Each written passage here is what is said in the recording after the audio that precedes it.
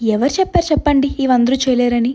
పిండి వంటలంటే అమ్మో మన వల్ల కాదు అని వెంటనే అమ్మమ్మలు నానమ్మలు గుర్తొచ్చేస్తారు. వాళ్ళు చేసే పద్ధతులు అవన్నీ చూసి కష్టమేమో అనుకుంటాం. సో అంత కష్టమైన పాత పద్ధతులకి బాయ్ బాయ్ చెప్పి కొత్త పద్ధతికి హాయ్ హాయ్ చెప్పండి. అయ్యో అలాగే ఇచ్చప్పుడు మర్చిపోయాను. ఈ రోజు వచ్చేసి day 30 on 66 days of consistently posting. 30 రోజులు ఆపకుండా పోస్ట్ చేసినందుకు చాలా సంతోషంగా ఉంది. నేను చెప్పాను కదా చిన్న మైల్ స్టోన్స్ కొట్టినప్పుడు ఏదో ఒకటి చెప్తూ ఉంటానని. అది తర్వాత చెప్పుకొని ఈ రోజు మాత్రం ఇవి ఎలా చేసుకోవాలో చెప్పేస్తాను. అయ్యో రామా నేను ఇంకా ఇవేంటో చెప్పలేదు కదా.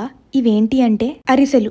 కానీ మీరు తినే అరిసెలు అయితే కాదు. ఇది అస్సలు వంట రాని వాళ్ళైనా, కొత్తగా వంట నేర్చుకుంటున్న వారైనా, కరెక్ట్ గా కొలతలు వేయడం సరిగ్గా రాకపోయిన వాళ్ళైనా చేసేయచ్చు. మామూలుగా అరిసెలకి వైట్ రైస్ వాడతారు, కానీ ఇక్కడ నేను బ్లాక్ రైస్ తో చూపిస్తున్నాను. అలాగే బ్లాక్ రైస్ మన ఆరోగ్యానికి చాలా మేలు చేస్తుంది. దీని తత్వం చాలా జిగుమానంగా ఉంటుంది కాబట్టి అంటికిపోతూ ఉంటుంది. చేతికి ఎక్కువ నూనె రాసుకుంటూ ఉండాలి. అలాగే మీరు తినే మామూలు అరిసెలకి ఏమాత్రం తీసిపోవి.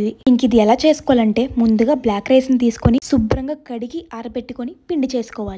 ఆ తర్వాత బెల్లం పాకం పెట్టుకోవాలి. పాకం పెట్టుకొని అలా జెల్లీలా అయిన తర్వాత మనం ముందుగా తయారు చేసి పెట్టుకున్న బియ్య పిండి వేసుకొని బాగా కలుపుకోవాలి. ఇంకా కొలత అయితే 1 కప్పు బెల్లంకి చిన్న టీ గ్లాస్ వాటర్, అలాగే 1.5 కప్పు బియ్య పిండి వేసుకొని అంతా బాగా కలుపుకోవాలి. ఇప్పుడు అందులో లైట్ గా వేపుకున్న నువ్వులు అలాగే అవిసె గింజలు వేసుకుంటాం. అవిసె గింజల్లో పుష్కలమైన ఒమేగా 3 ఉంటుంది. ఇప్పుడు దాంట్లోకి నేతిలో వేచుకున్న డ్రై ఫ్రూట్స్ అన్ని వేసుకొని బాగా కలిపేసి చేతికి నూనె రాసుకొని కాగుతున్న నూనెలో వేసుకుంటే అయిపోయినట్టే.